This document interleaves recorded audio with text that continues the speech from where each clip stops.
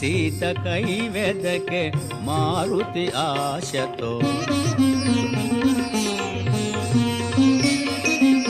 మినపరాశి వలె నల్లనివాడు తీక్షణ దృక్కుల లోహితాక్షుడు, రక్తచందన చర్చిత గాత్రుడు, సంధ్యారుణ ఘన తేజోవంతుడు, సతులగూడి మధుగ్రోలినవాడు, రతికేళి సలిపి సోలినవాడు, లంకేశుడు శయనించే కాంతలతో సీతకై వెదకే మారుతి ఆశతో.